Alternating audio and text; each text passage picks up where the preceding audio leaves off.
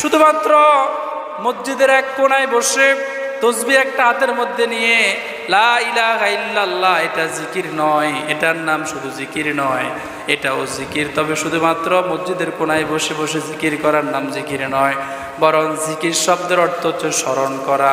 ইমানদার সকাল থেকে ঘুমানোর আগ পর্যন্ত যা কিছু করবে সব কিছু কার হুকুম মতো করবে? আপনি সকালবেলা ঘুম থেকে উঠলেন, ঘুম থেকে ওঠার পরে যদি আপনি পড়েন আলহামদুলিল্লাহিল্লাযী আহইয়ানা বা'দা মা আমাতানা ওয়া ইলাইহিন নুশুর, তাহলে আপনি জিকির করলেন কার? ঘুম থেকে ওঠার পরে ওযু করলেন, ওযুর শুরুতে পড়লেন বিসমিল্লাহি ওয়াল হামদুলিল্লাহ, জিকির করলেন কার? এরপরে আপনি যখন ঘর থেকে বের হবেন, মসজিদের দিকে আসবেন, তখন আপনি পড়লেন বিসমিল্লাহি তাওয়াক্কালতু আলাল্লাহ, জিকির করলেন কার? মসজিদে ঢোকার সময় ডান পা দিয়ে